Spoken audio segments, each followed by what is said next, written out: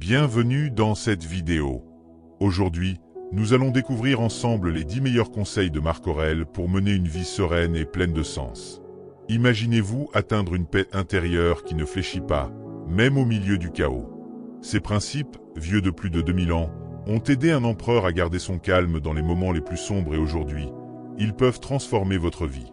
Abonnez-vous dès maintenant pour découvrir d'autres enseignements de sagesse intemporelle et n'oubliez pas d'activer la cloche pour ne rien manquer. Marc Aurèle est souvent décrit comme un empereur philosophe, un titre rare et qui en dit long sur la profondeur de sa pensée et la noblesse de son objectif. Il n'était pas seulement un homme de pouvoir, mais un penseur intense, toujours en quête de la sagesse et de la clarté d'esprit. Né en 121 après Jésus-Christ, il devient empereur de Rome en 161, mais dès son jeune âge, il était attiré par la philosophie. Il a étudié le stoïcisme, cette école de pensée qui prône l'acceptation de ce qui est hors de notre contrôle, la résilience face à l'adversité et la poursuite de la vertu.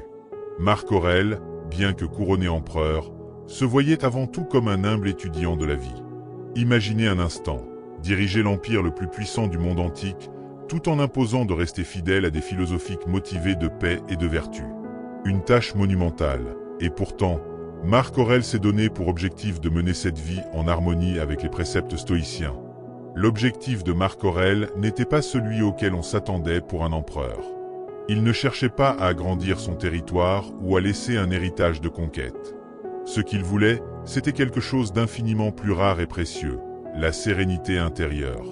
Pour lui, la paix de l'esprit était la richesse ultime. Il désirait se libérer de l'agitation du monde extérieur, en trouvant la tranquillité au cœur même du tumulte de la vie impériale. Et pour y parvenir, il s'impose une discipline rigoureuse, fondée sur les principes stoïciens. Pourquoi chercher la sérénité alors qu'il avait déjà tout? Parce que pour Marc Aurèle, le vrai bonheur résidait dans la maîtrise de soi, dans la capacité à vivre selon ses valeurs, sans se laisser emporter par les plaisirs éphémères ou les pressions extérieures. Bien entendu, cet objectif de sérénité n'était pas facile à atteindre. Bien au contraire, la vie de Marc Aurèle était parsemée d'obstacles redoutables, chacun représentant un défi à sa philosophie et à sa quête de calme intérieur. Et c'est ici que réside l'essence même de son enseignement. Comment trouver la paix au milieu des tempêtes? En tant qu'empereur, Marc Aurèle devait gérer des responsabilités colossales. Gouverner un empire signifie faire face à des crises constantes, guerres, révoltes, intrigues politiques et décisions cruciales qui affectaient des millions de vies. Le poids de l'empire pesait sur ses épaules chaque jour. Il ne pouvait pas fuir ses responsabilités, mais il devait apprendre à ne pas se laisser écraser par elles. Imaginez-vous devoir décider chaque jour de la vie et de la mort de milliers de personnes, en devant rester calme et juste. Marc Aurèle savait que s'il laissait le stress prendre le dessus, il ne pourrait plus agir de manière sage et équilibrée. Pendant la majeure partie de son règne, Marc Aurèle a dû faire face à des conflits militaires. Les frontières de l'Empire romain étaient constamment menacées, et il passa de longues années sur les champs de bataille, loin de Rome et de ses proches. La guerre est sans doute l'épreuve ultime pour un homme en quête de paix intérieure.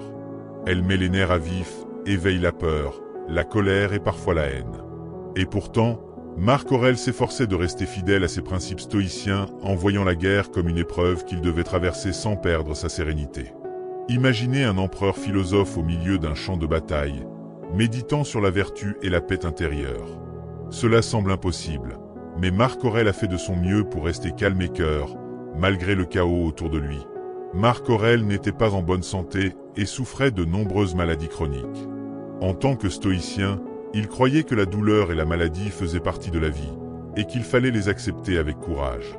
Mais ce n'était pas facile. La souffrance physique teste notre résilience et notre capacité à rester serein.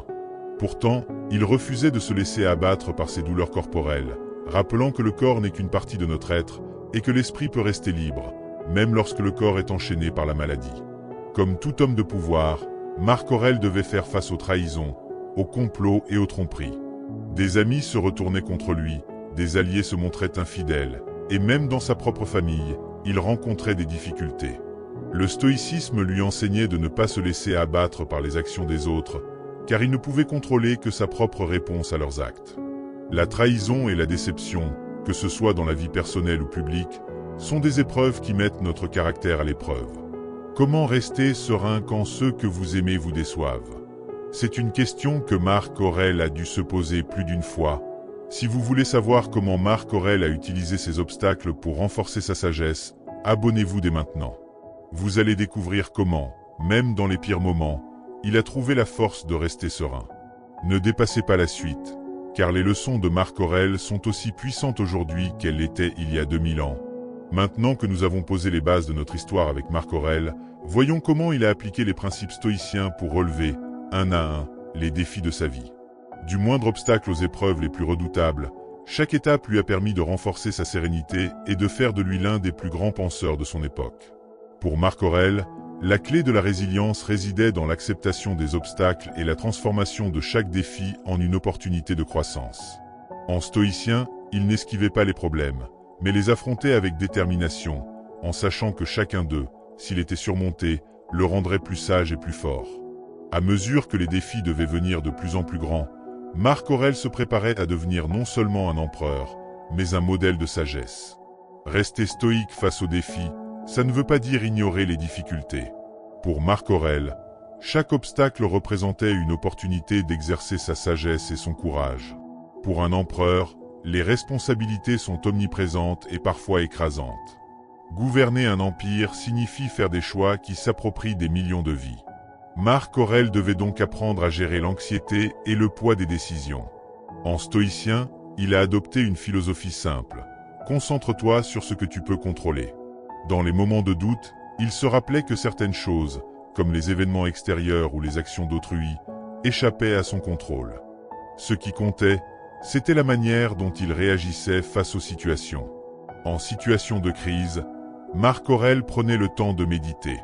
Il écrivait dans ses pensées pour se recentrer et faire taire le bruit mental provoqué par les responsabilités.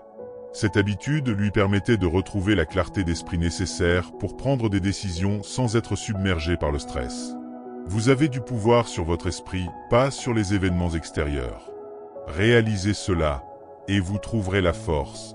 Si cette idée vous inspire, pensez à vous abonner pour en apprendre davantage sur la façon dont les stoïciens affrontaient les pressions de la vie. Marc Aurèle a passé une grande partie de son règne sur les champs de bataille. La guerre mettait non seulement en péril la sécurité de son empire, mais testait également sa patience et sa paix intérieure. Plongé dans la violence et le chaos, il cherchait un moyen de maintenir la sérénité. Il a appliqué un principe stoïcien fondamental, visualiser la nature des choses. Pour un stoïcien, voir la guerre pour ce qu'elle est, un enchaînement inévitable de force et de passion humaine, permet de l'accepter sans haine ni colère. Avant une bataille, Marc Aurèle prenait le temps de méditer sur l'impermanence des choses et sur la nécessité d'agir sans être dominé par les émotions. Il se concentre sur l'objectif de protéger son peuple sans se laisser envahir par la peur ou la colère, acceptant que le monde ne soit jamais totalement pacifique. Imaginez-vous au milieu du chaos, mais avec un calme intérieur inébranlable. Marc Aurèle nous montre qu'il est possible de rester en paix même au cœur de la tempête. Marc Aurèle souffrait de maladies chroniques et de douleurs physiques tout au long de sa vie. En stoïcien, il voyait la douleur comme un défi à surmonter, un test de sa résilience. Pour lui, la douleur était une chance de développer son courage et son endurance. Il savait que même si la douleur affectait son corps, elle ne pouvait pas contrôler son esprit. Lorsqu'il ressentait des douleurs intenses, Marc Aurèle se répétait que la douleur était une sensation temporaire, une impression qui ne pouvait toucher son âme. En acceptant la douleur, plutôt que de la fuir, il la rendait moins effrayante et moins envahissante. La douleur est une partie de la vie, mais elle n'a de pouvoir que si nous lui en donnons. Ce qui importe, c'est comment nous réagissons. Si vous trouvez ces enseignements utiles, abonnez-vous pour découvrir davantage de conseils stoïciens qui vous aideront à traverser les difficultés de la vie avec calme et force. La trahison et les complots ont fait partie du quotidien de Marc Aurèle en tant qu'empereur. Comme tout dirigeant, il devait faire face aux fausses promesses, aux jalousies et aux coups bas. Mais en stoïcien, il savait que la trahison des autres n'était pas sous son contrôle. Ce qu'il pouvait contrôler, c'était sa réaction. Il choisissait de rester calme et de ne pas laisser la déception altérer ses actions. Dans ses pensées, il écrivait sur l'importance de pardonner les erreurs des autres.